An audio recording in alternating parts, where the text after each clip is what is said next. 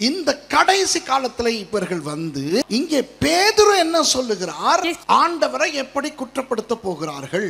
4வது வசனத்தை, அவர் வருவார் என்று சொல்லுகிற வாக்குத்தத்தம் எங்கே?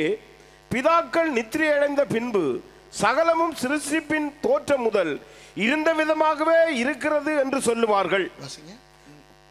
அதாவது இன்றைக்கு கள்ள உபதேசகர்கள் சாடுகிற ஒரு பிரதானமான ஒரு விடயம் தான் கர்த்தருடைய வருகை. நமக்கு தெரியும் இயேசு சீக்கிரம் வருகிறார் என்று. ஆனால் எவ்வளவு சீக்கிரம் வருகிறார் என்று நமக்கு 2000 வருடங்களுக்கு முன்பே ஆதி கிறிஸ்தவர்கள் இப்போ உடனடியாக வரப்போகிறார் என்று எண்ணினார்கள். ஆனால் இன்று வரை அவர் வரவில்லை. இதை வைத்துக்கொண்டு சில கிறிஸ்தவர்கள் எப்படி மாறுகிறார்கள்? இயேசு வரமாட்டாரா இருக்கும், அவர் எங்கே வரப்போகிறார், இவ்வளவு காலம் வராதவர் இனியா வரப்போகிறார், இந்த எண்ணத்திலே வாழுவது. சரி, நமக்கு ஆண்டவர் என்ன சொல்லுகிறார்? நம்முடைய வாழ்க்கை குறித்து கவனமாய் இருக்க சொல்லுகிறார். உங்களுக்கு தெரியுமா, ஒரு வேளை இன்றைக்கு ஆண்டவர் வந்தார் என்றால் பாதி வழிதான் முதலாவது வருவார், சபை தான் எடுத்துக்கொள்ளப்படும். உங்களுக்கு தெரியுமா, இன்றைக்கு சபை எடுத்துக்கொள்ளப்பட்டால் எத்தனை சபைகளிலே கிறிஸ்தவர்கள் மிச்சப்படுவார்கள்? அதற்கு முதலாவது பிரதான காரணம் என்னவென்றால், இன்றைக்கு நிறைய பேர் சபை எடுத்துக்கொள்ளப்பட போகிறதே, அதற்கு நான் தயாராய் இருக்க வேண்டுமே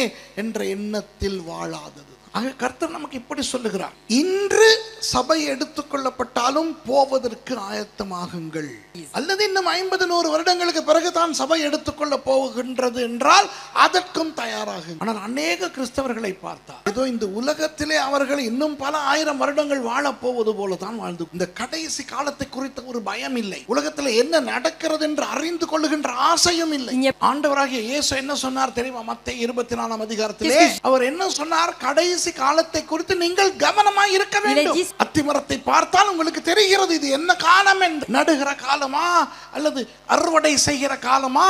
இப்படி அறிந்து கொண்டிருக்கின்ற நீங்கள் கடைசி காலத்தையும் அறிந்து கொள்ள வேண்டும். இன்றைக்கு அநேக கிறிஸ்தவர்களுக்கு உலகத்தில் என்ன நடக்கிறது என்று தெரியாது, தேவையும் இல்லை. இஸ்ரவேலிலே என்ன நடக்கிறது என்று தெரியாது, தேவையும் இல்லை. ஆனால் இன்றைக்கு நீங்கள் உலகத்தை பார்த்தால் நோவா காலத்தைய உலகம் போல இருக்கிறது. நோவா காலத்தில் இப்படித்தான், சட்டமே இல்லை, நீதியே இல்லை, கேவலமாய் வாழ்ந்து வந்தார்கள். நோவா காலத்திலே வாழ்ந்த அந்த வாழ்க்கையை சுருக்கமாக வேதம் இப்படி சொல்லுகிறது: புசித்து குடி, பெண் கொண்டு பெண் கொடுத்து. அதாவது அந்த காலத்தில் அவர்களுக்கு எவ்வளவு இன்பமாய் வாழ முடியுமோ அவ்வளவு இன்பமாய் வாழ்ந்தார். இன்றைய உலகத்தை நீங்கள் பார்த்தால் படு கேவலமான ஒரு உலகம்.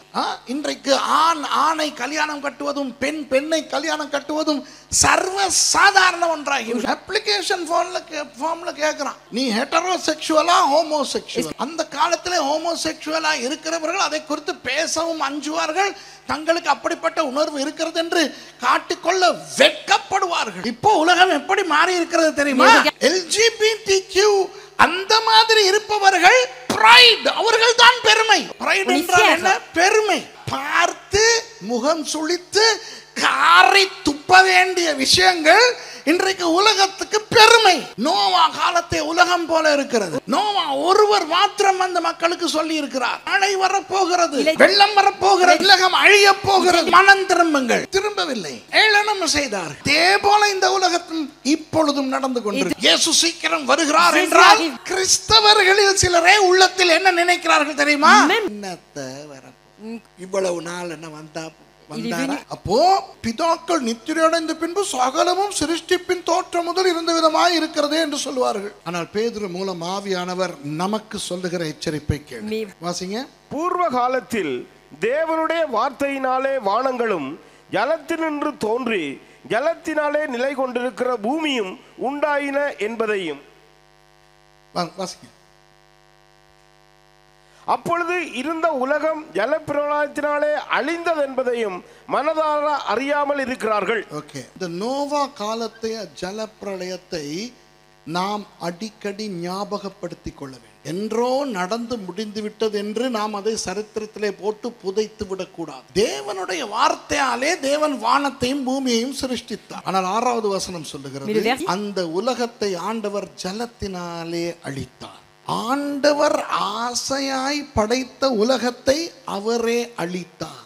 ஆம், நோவாவையும் அவர் மனைவியையும் 3 மகன்மாரையும் அவர்களுடைய மனைவிமாரையும் ஆண்டவர் மிச்சம் வைத்தார். ஒருவேளை அந்த 8 பேர் தேவனுடைய பிள்ளைகளாய் இல்லாமல் இருந்திருந்தால் அப்பொழுதும் ஆண்டவர் உலகத்தை அழித்திருப்பார். பேதுரு இதை பற்றி பேசி நமக்கு என்ன சொல்லுகிறார் தெரியுமா? நோவா காலத்தில் உலகத்தை அழித்த அதே தேவன் தான் நம்முடைய தேவன். ஆகவே நாம் பயப்பட வேண்டும். அந்த காலத்தில் நடந்த அழிவு போலவே இந்த காலத்திலும் நடக்கும். சபை எடுத்துக் கொள்ளப்படும் நாள் ரொம்ப தூரத்திலே இல்லை. நீங்கள் அப்படியே வாசித்து பார்த்தால் 7வது வசனத்தை வாசிங்க. இப்பொழுது இருக்கிற வானங்களும் பூமியும் அந்த வார்த்தையினாலேயே அக்கினிக்கு இரையாக வைக்கப்பட்டு தேவ பக்தி இல்லாதவர்கள் நியாயம் தீர்க்கப்பட்டு அழிந்து போகும் நாள் வரைக்கும் காக்கப்பட்டிருக்கிறது.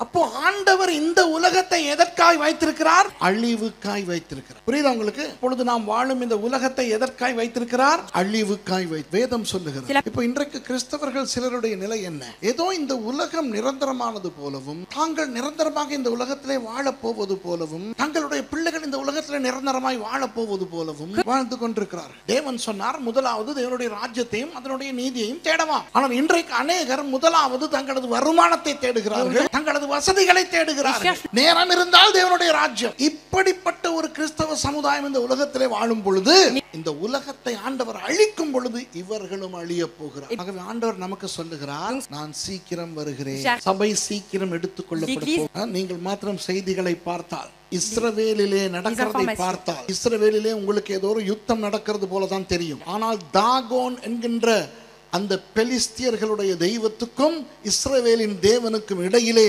நடைபெறுகிற ஒரு பழைய போர் தான் இன்னும் நடந்து கொண்டிருக்கு. இன்றைக்கு இஸ்ரவேலுக்குள்ள எத்தனையோ யூதர்கள் ரட்சிக்கப்பட்டு இயேசு கிறிஸ்துவை ஏற்றுக்கொண்டு வருகிறார். பயங்கரமான கிரியைகளை கர்த்தர் இஸ்ரவேலுக்குள்ளே செய்து கொண்டு வருகிறார். வெறும் யுத்தத்தை மாத்திரமே செய்திகள் காட்டுகின்றன. ஆனால் இஸ்ரவேலிலே ரட்சிக்கப்படுகிற ஜனங்கள் தினசரி நூற்றுக்கணக்கானோர் ரட்சிக்கப்பட்டு ஒரு இன்னும் ஒரு அழகை நான் காணுகிறேன். இஸ்ரவேலிலே வேறு நாடுகளிலே வைத்து ரட்சிக்கப்பட முடியாதவர்கள் தங்கள் நாடுகளை விட்டு இஸ்ரவேலுக்கு ஏதோ காரணங்களுக்காக வந்து அங்கே ரட்சிக்கப்படுகிறதை காணுகிறோம். ஆண்டவர் பெரிய காரியங்களை செய்து கொண்டு, அமெரிக்காவை நீங்கள் பார்த்தீர்கள் என்றால், சாத்தான் அமெரிக்காவை அவனுடைய வலைக்குள்ளே இழுத்து போடுவதற்கு அவன் பயங்கரமாய் முயற்சி செய்து கொண்டிருக்கிறான். ஆனால் அவனால் முடியவில்லை. தேவன் விடுகிறார் இல்லை.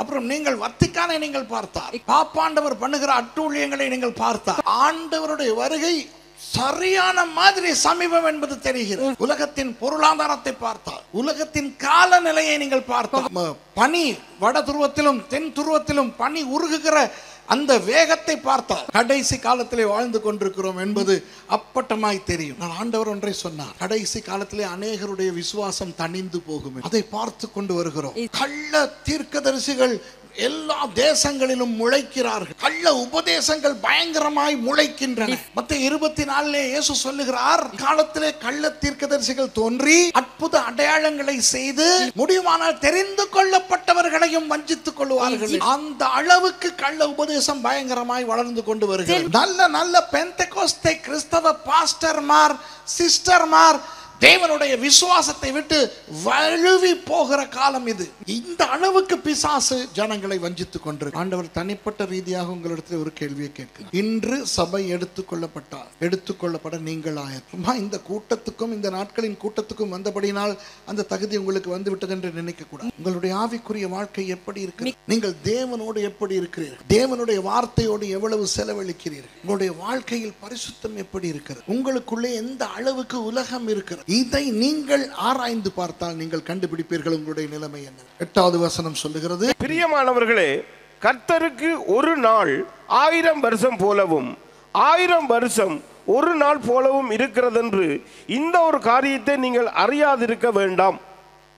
இது சங்கீதத்தில் வருகிற ஒரு வசனம். ஆனால் 9வது வசனத்தை வாசிங்க. தாமதிக்கிறார் என்று சிலர் எண்ணுகிறபடி கர்த்தர் தமது வாக்குத்தத்தங்களை குறித்து தாமதமாய் இராமல் ஒருவரும் கெட்டு போகாமல் எல்லாரும் மனம் திரும்ப வேண்டும் என்று விரும்பி நம்மேல் நீடிய பொறுமை உள்ளவராய் இருக்கிறார். ஆண்டவருடைய இரக்கத்தினாலும் நீடிய பொறுமையினாலும் தான் இன்னும் காத்து கொண்டிருக்கிறார். ஆண்டவர் ஏன் இன்னும் வரவில்லை என்று இதோ வேதமே சொல்லுகிறது. அவருடைய இரக்கத்தை மக்கள் பெற்றுக்கொள்ள வேண்டும் என்பதற்காக, கூடுமான அளவு அதிகமானோரை காப்பாற்றுவதற்காக கர்த்தர் நமக்கு அந்த நேரத்தை கொடுக்கிறார். சரி, இப்போ இன்றைய முக்கியமான பகுதிக்கு நான் வருகிறேன். இதுதான் பிரயோகமாக நான் பிரசங்கமாக செய்ய போகிறேன். அப்படியே வாசித்துக் கொண்டே போனால் 14வது வசனத்திலே நமக்கு தேவையான அறிவுரை காத்திருக்கிறது. 12வது வசனத்தில் இப்படி சொல்லுகிறது, தேவனுடைய நாள் சீக்கிரமாய் வரும்படிக்கு மிகுந்த ஆவலோட காத்திருங்கள் என்று.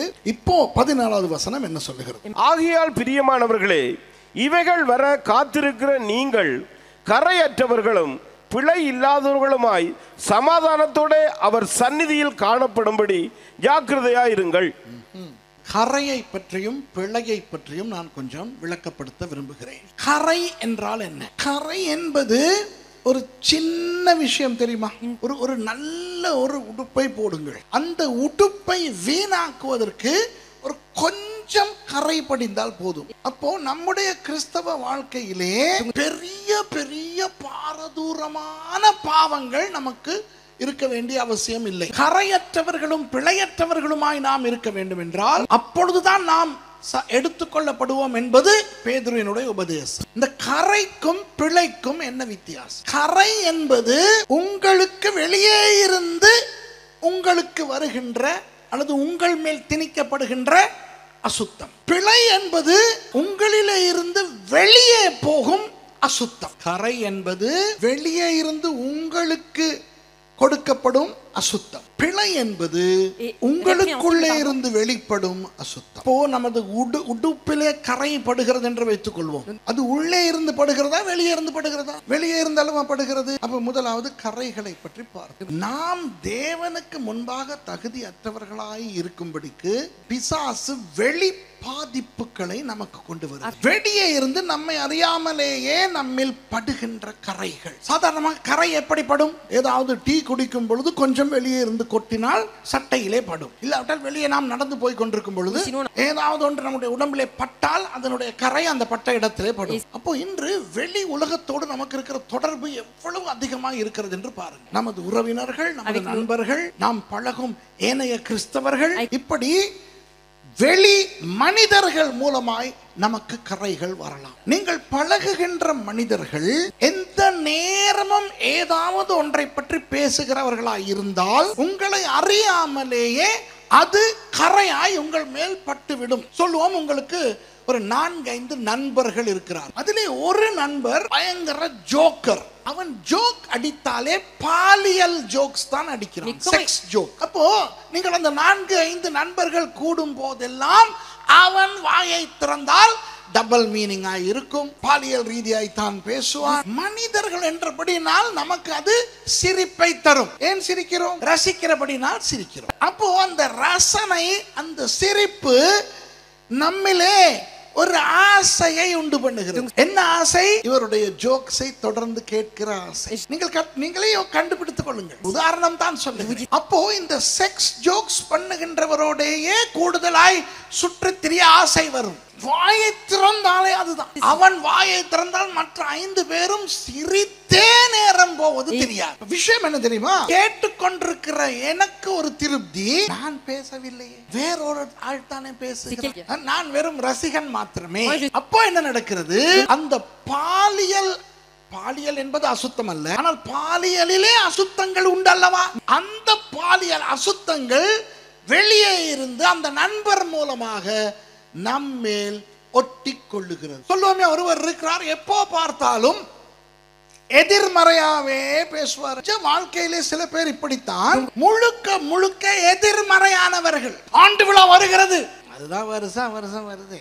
ஊழியக்காரங்கெல்லாம் வராங்க, அதான் வருஷம் வர்றாங்க. இந்த ஹால் எல்லாம் எடுத்திருக்கிறோம், சனிக்கிழமை ஞாயிற்றுக்கிழமை, அதான் வருஷம் எடுக்கிறீங்க. டிவில எல்லாம் விளம்பரம் போடுறோம், வருஷம். சில பேர் இருக்கிறார்கள், ஒரு வருஷம் ஆண்டு விழான்னு ஒண்ணு வந்துட்டா கூட்டம் நடத்துறீங்க.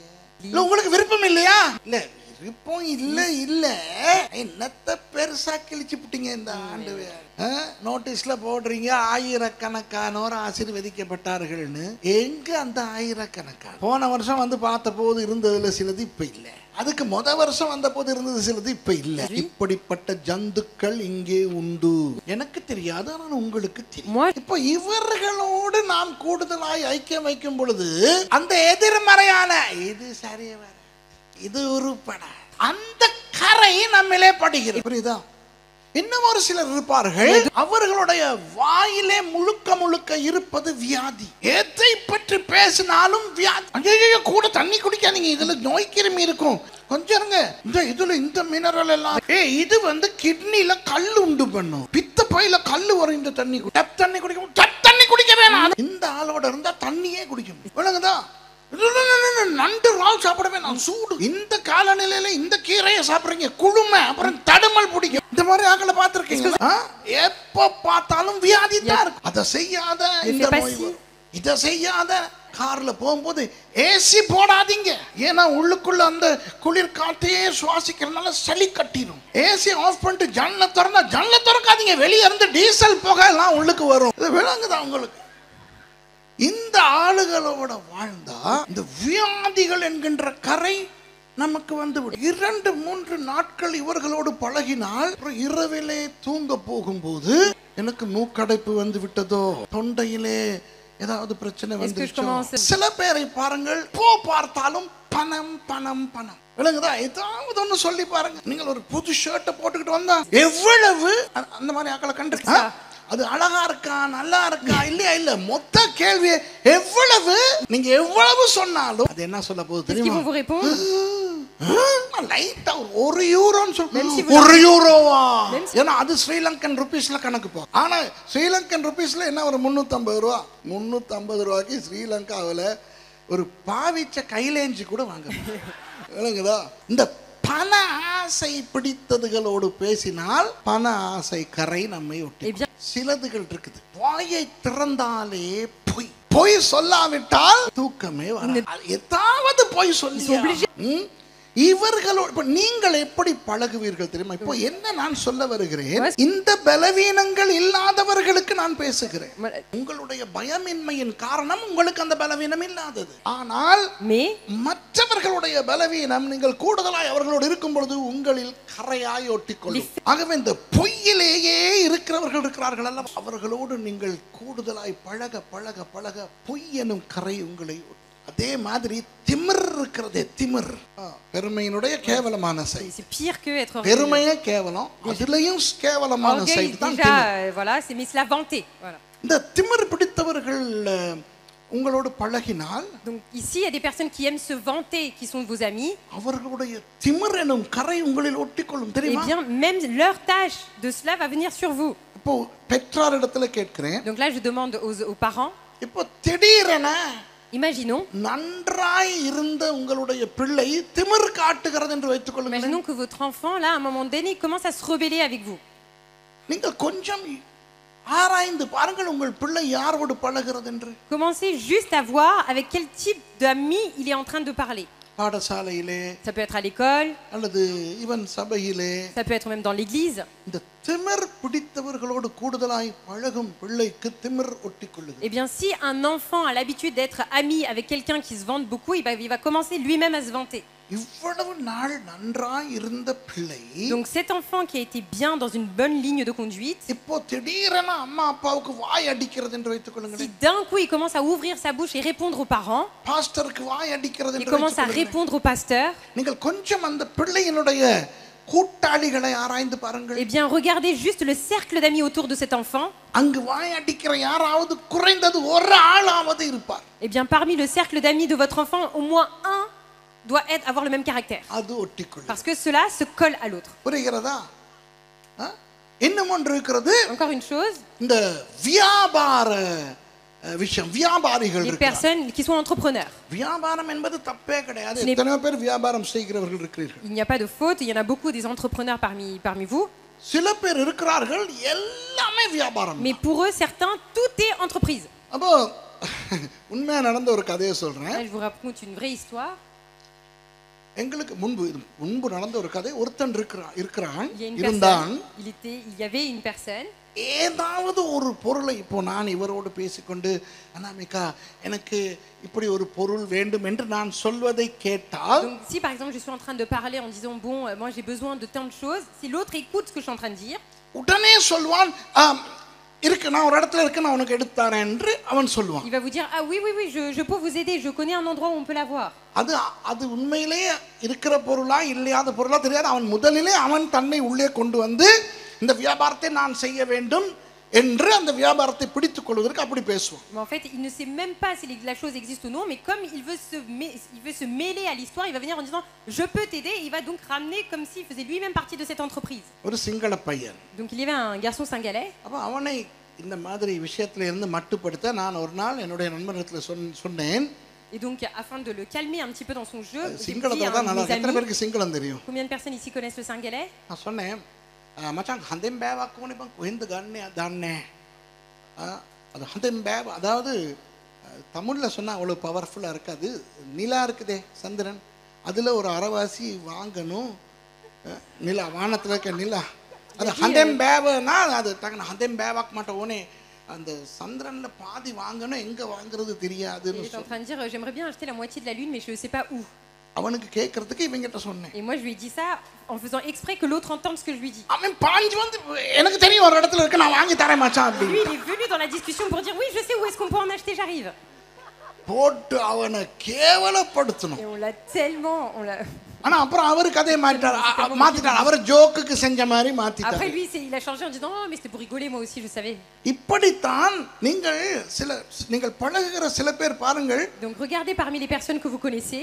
நீங்கள் எதை பேசினாலும் அதற்குள்ளே வியாபாரத்தை கொண்டு வருவார். Eh bien dès que vous commencez à parler de quelque chose, il va vous ramener toutes les choses concernant une entreprise. அவர்கள் ஊழியத்தையும் வியாபாரமாய் செய்யப்படும். Donc ils veulent aussi faire le ministère comme si c'était une entreprise.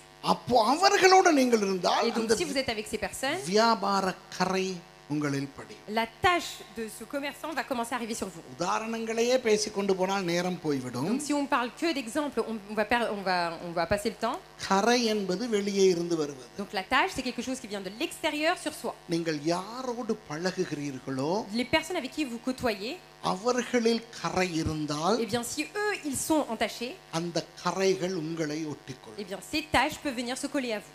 ஏனோ தெரியவில்லை இந்த உதாரணத்தையும் சொல்லு. Je ne sais pas pourquoi mais je veux aussi vous citer cet exemple. Anamika மாதிரி கல்யாணம் கட்டின பொண்ணுங்க இருக்கீங்க தானே? Il y a beaucoup de femmes ici qui sont mariées comme Anamika.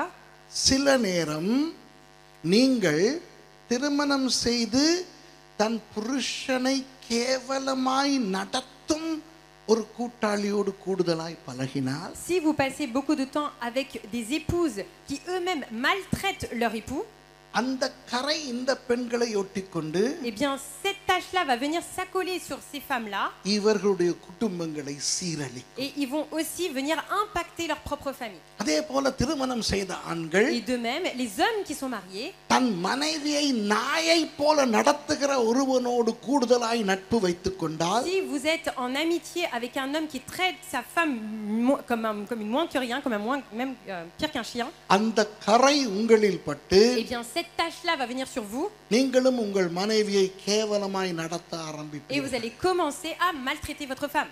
பிள்ளைகளே, Les enfants, தங்கள் பெற்றாரை மதிக்காமல் வாழுகின்ற பிள்ளைகளோடு உங்களுக்கு நட்பு இருந்தால், si vous êtes en amitié avec des personnes qui ne respectent pas leurs propres parents, உங்களை அறியாமலேயே உங்கள் பெற்றாரை நீங்கள் மதிக்காமல் மாறிவிடுவீர்கள். eh bien sans même le savoir, vous allez commencer à mépriser et à être rebelle à vos parents. யாரோடு பழகுகிறீர்கள்? Avec qui vous avez des amitiés, அவர்களுடைய கரைகள் உங்களில் படும். eh bien leurs tâches peuvent venir sur vous. அடுத்தது, Puis இந்த கூடுதலாக தொலைக்காட்சியிலே என்னத்தை பார்க்கிறீர்கள்? qu'est-ce que vous regardez à la télévision? உங்களுக்கு தெரியுமா, அது பயங்கரமாய் கரையை நம்மேல் படிய வைக்கும் என்று. Vous savez que c'est ça qui nous entache le plus. ஒரு புள்ளி விபரம் சொல்லுகிறது. Il y a un pourcentage qui dit, un sondage qui dit, இந்திய தொலைக்காட்சி நாடகங்கள் நிமித்தம் à cause des séries télévisées indiennes, ஒவ்வொரு வருடமும் குடும்பங்களில் பிரச்சனைகள் அதிகரித்துக் கொண்டு il y a வருகின்றன. de plus en plus de conflits dans les maisons. நீங்கள் ஒரு தொலைக்காட்சி நாடகம் பார்க்கிறீர்கள் என்று வைத்துக் கொள்ளுங்கள். Imaginons que vous regardez une série télévisée à la télé. தொலைக்காட்சி நாடகம் ஒரு குறிப்பிட்ட நேரத்துக்கு வந்து அந்த நாளில் அந்த நேரத்தை உங்களிடத்தில் இருந்து களவாடிக் கொள்ளும். Une série télévisée qui vient quotidiennement sur la chaîne à telle heure vient voler ce temps-là de votre vie. இப்போ நிறைய வசதிகள் இருக்கிறபடினால் அதை ரெக்கார்ட் பண்ணியாவது பிறகு பார்த்து Mais கொள்வார். aujourd'hui, comme la technologie a avancé, on peut même regarder en replay.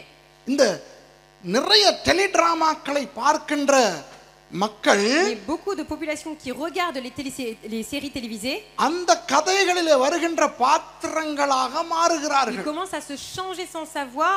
Ils incarnent le personnage qui regarde fictif. தொடர்ந்து சண்டைகளை பார்க்கின்றவர்கள் சண்டை Donc பிடிக்கின்றவர்களாய் ceux qui மாறுகிறார்கள். regardent des séries où on se bat tout le temps, ils commencent à se battre dans leur vraie vie. இது நான் சொல்வதல்ல, புள்ளி விபரம் Et ça, ce n'est சொல்லுகிறது. pas moi qui vous le dis, c'est le sondage qui le dit. இந்த Les études. காலத்திலே இந்தியாவிலே வாழுகின்ற வாலிபர்களுக்கு சண்டை சண்டை சண்டை தானாம் ஆசை. Aujourd'hui, en ce temps-là, la génération jeune qui vit en Inde a beaucoup besoin de se battre et le conflit.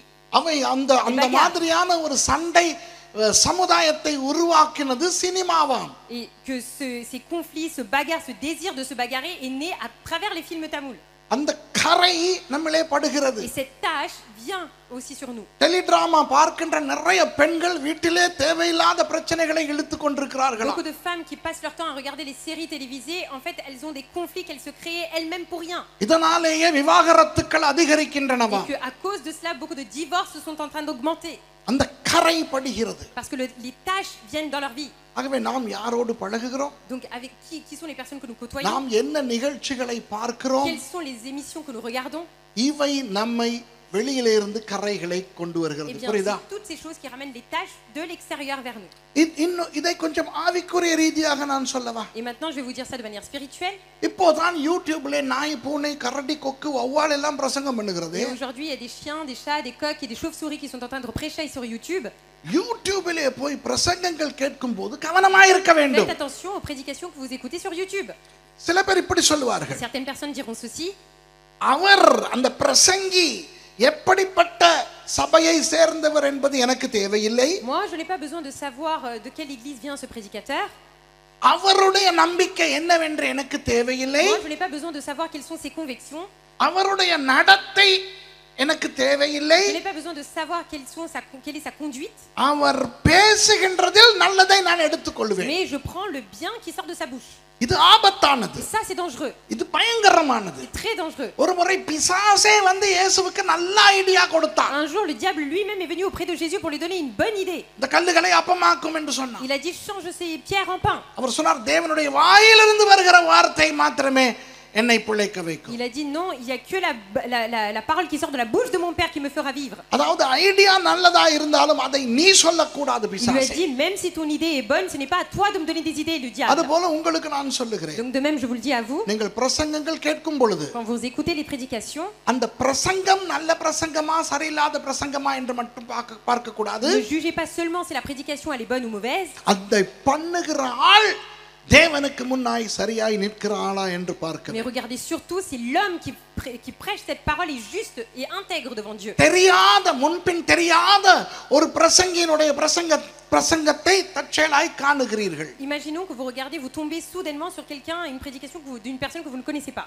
கவர்ச்சியாய் பேசுகிறார். Et vous voyez qu'il parle de manière attirante. அந்த ஆள் யார் என்று கண்டுபிடிக்காமல் அந்த பிரசங்கத்தை பார்க்காதீர்கள். Ne continuez pas à regarder cette prédication tant que vous n'avez pas fait les recherches de savoir qui est cette personne. உங்களுக்கு கண்டுபிடிக்க தெரியவில்லை என்றால் உங்கள் பாஸ்டரிடத்திலே Et கேளுங்க. si vous ne savez pas faire ces recherches-là, et bien demandez à votre pasteur. அவருக்கும் தெரியவில்லை என்றால் please அதை பார்க்காமல் Et si விட்டுவிடுங்க. lui-même ne le sait pas, alors ne le regardez pas.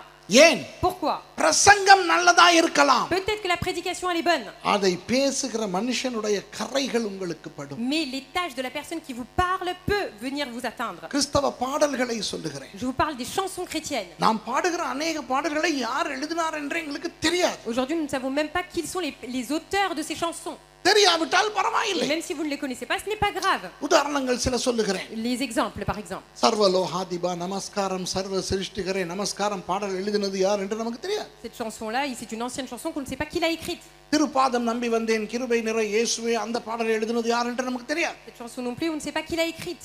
நமக்கு தெரியாத வேத வசனத்தின் படியான அழகான பாடல்களை நாம் பாடுவதில் ஆபத்தே கிடையாது. Il n'y a pas de danger à chanter des chansons où en fait on a tiré les paroles de la Bible pour en faire des இந்த paroles. காலத்திலே Au jour d'aujourd'hui, சில கயவர்களும் பாடல் எழுதுகிறார்கள். Il y a aussi des personnes qui écrivent des chansons.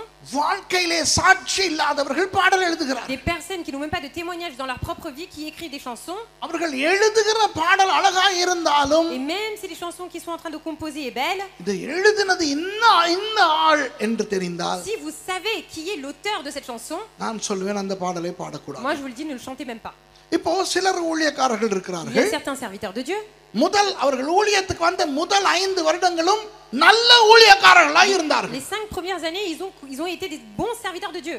6வது வருஷத்திலே இருந்து பேயாட்டம் Mais ஆடுகிறார்கள். à partir de la 6e année, ils ont commencé à danser comme des démons. அந்த முதல் 5 வருஷமும் அவர்கள் எழுதின பாடல்களை நான் பாடுவேன். Moi, je chanterai les 5 premières chansons qu'ils ont chantées les 5 premières années. பேயாட்டம் ஆடத் தொடங்கின பிறகு அவர்கள் எழுதுகிற பாடல்கள் எவ்வளவு அழகானதாய் எவ்வளவு இனிமையானதாய் இருந்தாலும் நான் பாட மாட்டேன். Mais si après les 6 ans, quand ils ont commencé à danser comme des démons, je ne vais pas chanter les chansons qu'ils ont écrites à partir de cet instant-là. ஏன்? Pourquoi? அந்த கரை நம்மில் படியும். Parce que cette tâche pourrait venir sur moi. அந்த திமிர் நம்மில் படியும். Eh bien, cette manière de se vanter peut venir sur moi. விளங்குதா உங்களுக்கு? நான் மிகவும் கவனமாக Il faut இருக்கேன். faire très attention. ஆவிக்குரிய ரீதியிலே யாருடைய பிரசங்கம் கேட்கிறோம்? Spirituellement, quelles sont les prédications? De qui on écoute ces prédications? யாருடைய பாடல் பாடுகிறோம்? On chante les chansons de qui? யாருக்கு போய் எங்கள் தலைகளை கொடுக்கிறோம்? À qui nous donnons nos têtes pour qu'ils nous imposent les mains? மிக மிக கவனமாக Il இருக்கு. faut faire très très attention. சரி, இந்த உதாரணங்களை பேசிக்கொண்டு போனால் நேரம் போய்விடும். On va pas avoir beaucoup de temps à dire les exemples. அடுத்தது பிழை. Puis ce qui est répréhensible. கரை எப்படி வெளியே இருந்து நமக்குள் வருகிறதோ, De même que les tâches peuvent venir de l'extérieur, அதுபோல பிழை என்பது நமக்குள்ளே de உருவாகிறது. même ce qui est répréhensible, c'est des choses que nous faisons de nous-mêmes de l'intérieur. கரையும் இருக்க கூடாதாம், பிழையும் இருக்க On ne கூடாதாம். devrait ni avoir les tâches qui viennent de l'extérieur, ni les choses qui sont répréhensibles de nous. அப்போ நான் முதலிலே சொன்ன அதே உதாரணங்கள் Donc parmi les exemples que je vous ai déjà cités auparavant, உங்களில் எத்தனை பேருக்கு பொருந்தும் என்று பாருங்கள். regardez ce que vous-même vous avez pu faire de vous pour les autres. அதாவது முதலிலே நான் சொன்னது, Parce que je vous avais dit, அந்த செக்ஸ் ஜோக் அடிக்கிறவருடைய குழுவிலே நீங்கள் இருக்கிறதாக தான் சொன்னேன். au départ, je vous ai dit, vous faites partie du groupe d'amis d'une personne qui dit des blagues sexuelles. இப்போ நான் சொல்லுவது அந்த செக்ஸ் ஜோக்கர் நீங்கள் தான் என்று Mais là, ce que je வைத்துக்கொள்ளுங்கள். vous dis, c'est vous la personne qui dites des blagues. அந்த பணத்தை பற்றியே பேசுகிறவர் நீங்கள் தான் என்று வைத்துக் கொள்ளுங்கள். Imaginons que maintenant, c'est vous qui parlez toujours et constamment de l'argent. அந்த எதை குடித்தாலும் அதிலே நோய் கிருமி, எதை சாப்பிட்டாலும் அதிலே வியாதி, கொரோனா பூச்சி இன்னும் இருக்கிறது, அது நீங்கள் தான் அப்படி சொல்லுகிறவர் என்று வைத்துக் கொள்வோமே. Imaginons que maintenant, c'est vous en fait qui parlez à chaque fois qu'il y a une maladie, que si vous faites ça, vous allez tomber malade. நீங்கள் தான் ஆவிக்குரிய எண்ணத்த கண்ணையா என்று வைத்துக் கொள்ளுங்களேன். Imaginons que c'est vous la personne qui parle constamment de manière négative. நீங்கள் தான் அந்த பிழையை செய்கிறவர் என்றால் தயவு செய்து அந்த பிழைகளை நாம் நிறுத்திக் Donc கொள்ளுங்கள். si parmi les exemples qu'on a cités, c'est vous qui êtes l'auteur de toutes ces choses, eh bien arrêtez de les faire. இந்த வசனத்திலிருந்து நாம் கண்டுபிடிக்கலாம் நம்முடைய வாழ்க்கையில இருக்கக்கூடிய பிழைகள். Parce qu'à travers ces versets, nous pouvons trouver quelles sont nous les impuretés que nous faisons de nous-mêmes. இன்றைக்கு அநேக கிறிஸ்தவர்கள் என்ன பிழைகளிலே பொதுவாய் உழன்று கொண்டிருக்கிறார்கள் தெரியுமா? Est-ce que vous savez quels sont les grands filets dans lesquels aujourd'hui les chrétiens sont tombés? பிழையான அறிக்கை. C'est de faire des déclarations négatives. இது ஒரு பெரிய ஒரு பிழை. Ça c'est un gros problème. நிறைய பேருடைய வாழ்க்கையிலே எப்பொழுது பார்த்தாலும் பிழையான அறிக்கை À இருக்கு. chaque fois, beaucoup de personnes ouvrent leur bouche pour faire des déclarations fausses. உங்களுடைய வாழ்க்கையிலே வாயிலே பிழையான அறிக்கை வருகிற ஆளாய் இருந்தால் நீங்கள் மாற வேண்டும். Alors si de votre bouche sort des déclarations fausses, eh bien arrêtez. பிழையான அறிக்கையின் சில உதாரணங்கள் என்ன? Quels sont les exemples de fausses déclarations? எனக்கு எதுவுமே சரி வர மாட்டேன் Il n'y a என்கிறது. rien qui marche pour moi. எனக்கு சுகமே கிடைக்க மாட்டேன் Je என்கிறது. n'ai jamais la santé. ஏன் எனக்கு மாத்திரம் பிரச்சனை? Pourquoi ça m'arrive qu'à moi ces problèmes? நீங்கள் பிழையான அறிக்கையை ஆராய்ந்தால் Donc si vous commencez à examiner vos déclarations négatives, அதிலே நான் என்பது கூடுதலாயிரும். eh bien souvent vous parlerez de vous, de moi. எனக்கு எனக்கு கிடைக்க Pour moi. மாட்டேன் என்கிறது. Je n'arrive pas à avoir moi. நான் பாவம். Moi je suis pauvre. கையை தூக்க வேண்டாம். Ne levez pas vos mains. எத்தனை பேர் நினைக்கிறீர்கள், ஐயோ நான் பாவம், Combien de personnes se disent, oh là là, moi le pauvre. இதை விட நல்ல அம்மா அப்பா எனக்கு கிடைச்சிருக்கணும், Oh, j'aurais dû avoir des parents encore meilleurs que cela. இதை விட ஒரு நல்ல புருஷன், இதை விட நல்ல ஒரு பொஞ்சாதி எனக்கு கிடைச்சிருக்கணும், J'aurais dû avoir un mari ou une femme mieux qu'elle ou lui. இதை விட ஒரு நல்ல வாழ்க்கை எனக்கு கிடைச்சிருக்கணும், J'aurais dû avoir une meilleure vie que cela. இதை விட ஒரு நல்ல தொழில் J'aurais கிடைத்திருக்கணும், dû avoir une entreprise encore mieux que celle-ci. இதை விட ஒரு நல்ல ஊழியம் கிடைத்திருக்க வேண்டும். On aurait dû me confier un ministère mieux que cela. நான் பாவம். Moi, le pauvre. இது ஒரு பிழையான அறிக்கை. Ça, c'est une déclaration négative. கிறிஸ்துவோட கூட சிலுவையில் அறையப்பட்டவன் பேசுகிற அறிக்கை அல்ல இது. Ça, ce n'est pas quelqu'un qui a été crucifié avec Jésus-Christ sur la croix qui pourrait dire une chose pareille. இன்னொரு பிழையான அறிக்கையின் உதாரணம், Un autre exemple de déclaration négative que l'on peut dire, சரி வராது, ça va jamais marcher. சரி Ça வராது, va jamais marcher. இல்ல அது சரி வராது, Non, ça va jamais marcher. என் பிள்ளை உருப்படாது, Mon enfant ne va jamais réussir. இல்ல பாஸ்டர் என் பிள்ளை உருப்படாது. Non, mon enfant ne va jamais réussir. விளங்குதா? சில பெற்றோர் எப்போ பார்த்தாலும் தங்க பிள்ளைய பத்தி அப்படித்தான் பேசிக்கிட்டு, Beaucoup de parents parlent comme ça, déclarent cela sur leurs enfants. என் பிள்ளை உருப்படாது, Mon enfant, il va jamais réussir. என் பிள்ளை கீழ்ப்படிகிற பிள்ளை, Mon enfant n'est pas un enfant qui obéit. என் பிள்ளை சொல் பேச்சு கேட்கிற Mon பிள்ளை. enfant, c'est pas un enfant qui écoute. எப்பொழுது பார்த்தாலும் எதிர்மறையான அறிக்கை. Tout le temps en train de contredire des choses négatives de leur bouche. என் மனைவி திருந்தவே மாட்டாள், Ma femme, elle se corrigera jamais. என் மனைவி வாய் அடிக்கிறதை நிறுத்தவே Ma femme மாட்டாள். ne va jamais arrêter de fermer sa bouche. கல்யாணம் கட்டின ஆம்பளைகளுக்கு நான் ஒன்று சொல்றேன், Moi, je dis une chose aux hommes qui sont mariés. ஆண்டவர் பதில் கொடுக்காத ஒரே ஜெபம் அதுதான். La seule prière pour laquelle Dieu ne répond jamais, c'est celle-ci. இது எந்த கதை இல்ல, வேற ஒரு கதை. ஆனா Pas நான் mon histoire, c'est modify l'histoire de பண்ணி quelqu'un, சொல்ல போறேன். mais je vous le modifie et je vous le dis ici. நான் ஒரு கதை சொல்ல Je போறேன். vais vous raconter une histoire. அது நான் உருவாக்குனது இல்ல, நான் எதுலயோ ரீடர்ஸ் டைஜஸ்ட்லயோ எதுலயோ பார்த்தது. C'est pas moi qui l'ai créé, je l'ai lu quelque part. அதை கொஞ்சம் மாடிஃபை பண்ணி சொல்றேன். Je l'ai modifié et je vous le dis ici. ஆவிக்குரிய ஒரு மனுஷன் இருந்தாரா, நம்ம சிவமரி மாதிரின்னு வச்சுக்கிறீங்களே. Il y avait un homme spirituel tout comme Jean-Marie. கண்ண மூடினா தரிசனம், வாயை திறந்தா தீர்க்க Il தரிசனம். ferme les yeux, il voit les songes, il parle, c'est des prophéties. இவர் ஜெபிச்சா Donc si lui il prie, ஆண்டவர் கட்டாயம் பதில் கொடுத்தே தீருவார். certainement Dieu lui répond. திடீர்னு ஒரு நாள் வந்து ஆண்டவர் இவர்கிட்ட கேட்டாராம், Et là, d'un coup, Dieu est arrivé, il lui a dit, மகனே நீ என் மனதை பூரிக்க வைத்து விட்டாய், mon fils, tu m'as fait réjouir mon cœur. நீ என்ன கேட்டாலும் உனக்கு நான் தருவேன். Donne-moi tout ce que tu me demandes, dis-moi ce que tu veux, je te le donne. அவர் சொன்னாரா, ஆண்டவரே இந்தியாவில இருந்து ஸ்ரீலங்காவுக்கு அழகான ஒரு பாலம் எனக்கு வேணும். Il a dit, moi j'aimerais bien un pont magnifique entre l'Inde et le Sri Lanka. எனக்கு அந்த பாலத்துல மோட்டார் சைக்கிள் ஓட்டிக்கிட்டு போறதுக்கு. Il a dit, j'ai envie de faire de la moto sur cette passerelle. ஆண்டவர் சொன்னாரா, Et Dieu lui a dit, நீ கொஞ்சம் யோசிடா, இந்தியாவில இருந்து ஸ்ரீலங்காவுக்கு பாலம் போட்டு மோட்டார் சைக்கிள்ல எவனாவது போவானா? il a dit, mais qui c'est qui va se construire un pont entre l'Inde et le Sri Lanka et faire de la moto dessus? அது ஃப்ளைட்ல போகலாம். Il a dit, tu peux aller en avion. இது என்ன இது, Il dit, வேற ஏதாவது? non, demande-moi encore autre chose. சரிநாதா, என் பொண்டாட்டி நிறைய வாய் அடிக்கிறா, அவட வாயை அடக்கித்தாங்களே. Il a dit, ma femme, elle parle trop, est-ce que tu peux fermer sa bouche? டக்குன்னு ஆண்டவர் சொன்னாரா, Et Dieu அந்த lui a dit, பாலத்துக்கு உனக்கு 2 lanes வேணுமா 4 lanes வேணுமா? pour le pont, tu veux combien de mètres de largeur? அந்த பாலத்துக்கு Il lui a dit, விளங்குதா, est-ce que vous comprenez? உனக்கு 2 லேன் போதுமா Il a இல்ல dit, 4 est-ce que லேன் போட்டு tu veux தரவா? 2 lignes ou tu veux 4 lignes de route sur ton pont? அது போல Comme cela. யாருக்கு விளங்கல? Qui n'a pas compris? இவங்களுக்கு விளங்கல. Ne t'inquiète pas, ils comprennent. அது மனைவியினுடைய வாயை மாத்துறதை விட அந்த பாலத்தை போடுறது lace. C'est-à-dire que c'est plus facile de construire un pont entre l'Inde et le Sri Lanka avec 4 voies que அதான் fermer la கேக்குறாரு, bouche de sa femme. உனக்கு 2 லேன் வேணுமா இல்ல 4 lane C'est pour ça qu'il lui a dit, வேணுமா? est-ce que tu veux 2 voies ou 4 voies? ஜோக்கையும் சொல்லி அதை எக்ஸ்பிளைனும் பண்ணி இப்ப எல்லாரும் சிரிங்கன்னு வேற சொல்லணும். On dit des blagues, on a expliqué, maintenant on doit vous dire rigolez s'il vous plaît à la bague. அவ்வளவு தூக்கம். Tellement ils dorment tous. எல்லாம் காருகள்ல உட்கார்ந்து பேமெண்ட்ல உட்கார்ந்து பின்னுக்கு திங்கிறதெல்லாம் பார்த்தேன். Moi je vous ai vu பார்க்கும் போதே manger dans vos நினைச்சேன், voitures, à l'extérieur, dehors, derrière. நம்ம செஷன்ல நல்லா கனவு தான் காண போகுதுங்க. அப்போ இந்த பிழை என்பது நம்மிலே இருந்து உருவாகுது. Donc ce qui est répréhensible, c'est ce qui vient de l'intérieur de nous vers l'extérieur. அப்போ இதை விளங்கிக் கொள்ளுங்கள். Écoutez bien, comprenez ceci. நாம் தவறுகள் செய்யாவிட்டாலும் Même si nous ne faisons pas d'erreur ou de faute, தவறுகள் செய்கிறவர்களோடு அதிகமாய் தாபரித்தால், eh bien si nous passons du temps et côtoyons des personnes qui font des fautes, அந்த தவறுகளின் கரை நம்மேல் படியும். புரியுதா? eh bien les tâches de leurs erreurs peuvent finir par venir sur nous.